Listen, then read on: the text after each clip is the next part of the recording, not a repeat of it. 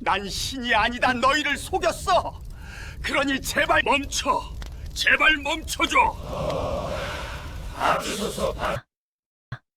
또 다른 지옥의 심판이 시작됐다. 어둠 속에서 소리가 들렸다. 수백 개의 무릎이 동시에 꺾이는 소리. 쿵, 쿵, 쿵. 리듬처럼, 파도처럼, 끝없이. 그리고 그 소리 사이로 하나의 목소리가 울려 퍼졌다. 교주님을 찬양하라. 교주님을 찬양하라. 교주님을 찬양하라. 수백 개의 입이 동시에 같은 말을 반복했다. 한 남자가 그 한가운데에 서 있었다. 하지만 그의 얼굴에는 영광이 없었다. 권위가 없었다. 신성함이 없었다. 오직 공포만이 있었다. 남자의 이름은 최인철. 한때 수만 명의 신도를 거느린 사이비 교주였다. 한때 수만 명의 입에서 구원자라는 이름으로 불린 남자. 그러나 지금 이 순간 그 이름이 그에게는 가장 잔인한 형벌이 되어 돌아오고 있었다. 교주님, 누군가가 그의 손을 잡았다. 그 순간 그의 손바닥 위로 불이 피어올랐다. 살이 타는 냄새, 신경이 끊어지는 감각. 하지만 그는 소리조차 지를 수 없었다. 왜냐하면 어디선가 또 들려왔기 때문이다. 교주님을 찬양하라. 그리고 다시 쿵. 수백 개의 무릎이 꺾였다. 지금으로부터 30년 전, 최인철은 평범한 남자였다. 아니, 정확히 말하면 평범하다는 것을 가장 견디지 못하는 남자였다. 그는 어릴 때부터 주목받고 싶었다. 사랑받고 싶었다. 누군가의 중심에 서고 싶었다. 하지만 현실은 냉정했다. 변변한 직장도 없었고 특별한 재능도 없었고 그를 바라봐 주는 사람도 없었다. 그러던 어느 날 그는 조그만 종교단체의 집회에 참석했다. 단순한 호기심이었다. 하지만 그 자리에서 그는 처음으로 깨달았다. 사람들이 믿는다는 것이 얼마나 강력한가. 믿음이라는 것이 얼마나 사람의 이성을 마비시키는가. 집회가 끝난 후 그는 혼자 밤길을 걸으며 생각했다. 나라면 저것보다 훨씬 잘할 수 있다. 그것이 시작이었다. 처음에는 작은 독서 모임이었다.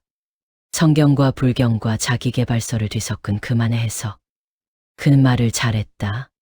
아니, 그는 사람들이 듣고 싶어하는 말을 아는 남자였다. 당신은 특별합니다.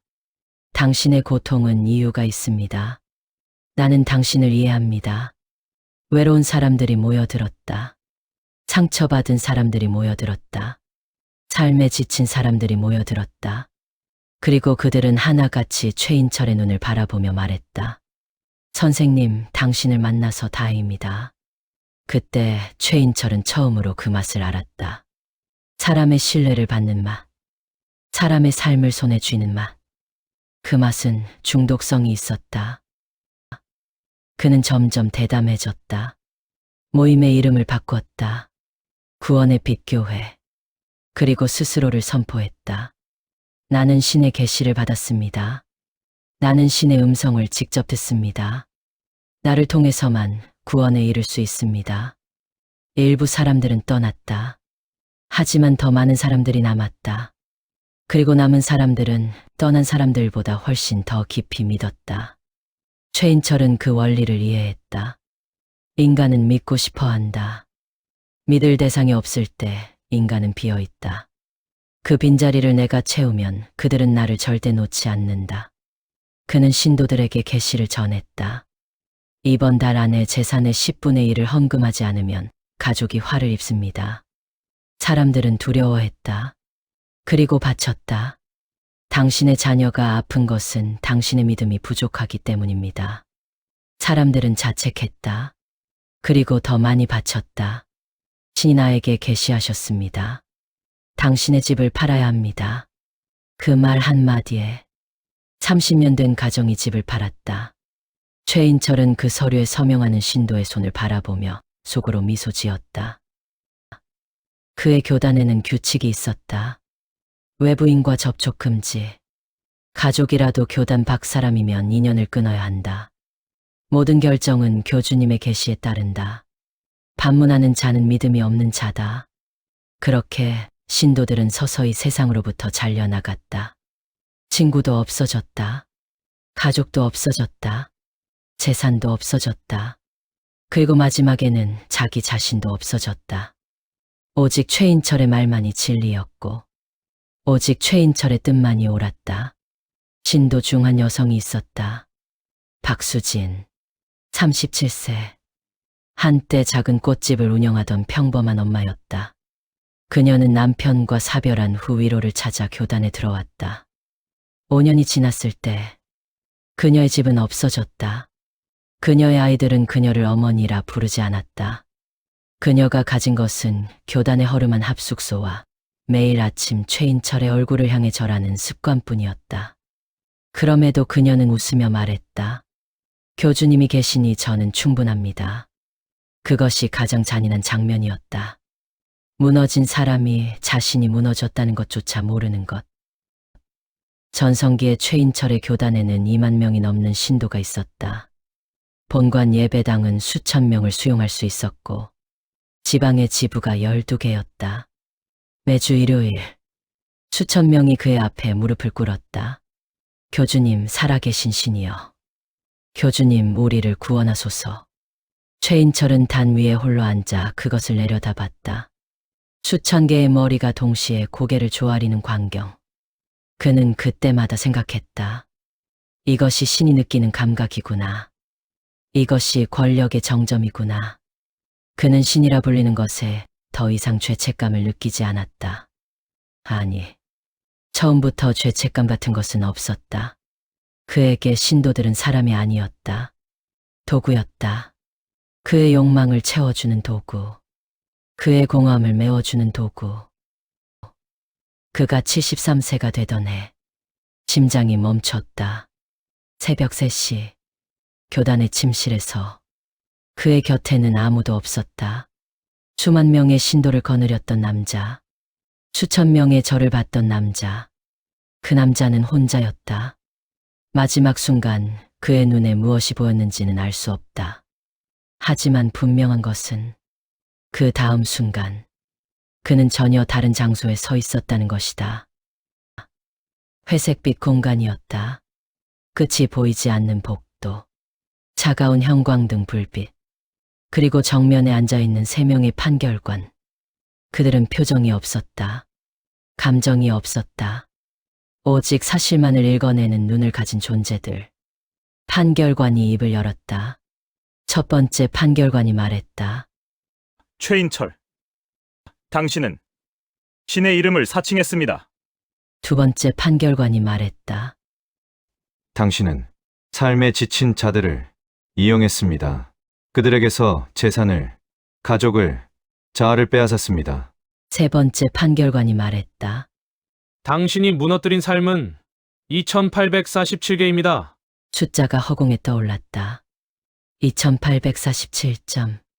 최인철은 그 숫자를 바라봤다. 그는 반박하려 했다. 나는 사람들에게 희망을 줬습니다. 그들이 원해서 온 것입니다. 하지만 판결관은 그를 바라볼 뿐이었다. 감정도 없이, 반응도 없이.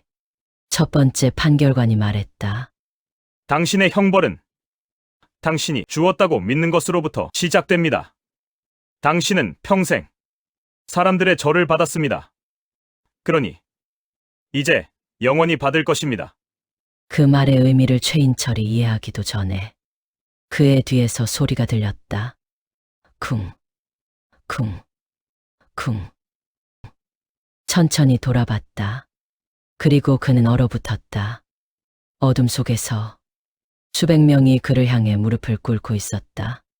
그들의 얼굴, 어딘가 낯이 익었다. 박수진이 있었다. 그녀 옆에 젊은 남자가 있었다. 전 재산을 바치고 결국 스스로 삶을 끄는 이재호였다. 그 옆에는 가족을 모두 잃은 오명숙이 있었다. 그들 모두가 그를 바라보고 있었다. 그리고 그들의 입이 열렸다. 교주님을 찬양하라. 그 순간 최인철의 귀에 못이 박히는 것 같은 통증이 왔다. 귀청이 찢어지는 것 같은, 뇌가 흔들리는 것 같은. 하지만 그 고통보다 더 무서운 것은 그들의 눈이었다. 맹목적으로, 순수하게, 절대적으로, 그를 신으로 믿는 눈. 최인철은 두 손을 들었다. 아니다! 나는 신이 아니다! 나는 사기꾼이다! 나는 너희를 속였다! 하지만 아무도 듣지 못했다. 그들의 입은 계속 움직였다. 교주님을 찬양하라. 교주님을 찬양하라. 교주님을 찬양하라. 쿵. 수백 개의 무릎이 동시에 꺾였다. 그 순간 최인철의 무릎도 함께 안에서부터 부서지는 것처럼 꺾였다. 그는 고통 속에 무릎을 짚으며 처음으로 진짜로 두려워했다. 이것이 끝나지 않을 것이라는 것을 그는 본능적으로 알았다. 그의 말이 처음으로 아무에게도 닿지 않았다. 그리고 그것은 이제 막 시작되었을 뿐이었다. 그때였다. 누군가가 그의 손을 잡았다. 박수진이었다. 그리고 그녀가 말했다. 교주님, 저를 구원해 주세요. 그 순간 최인철의 손바닥이 불처럼 타올랐다. 최인철의 형벌, 2부에서 이어집니다.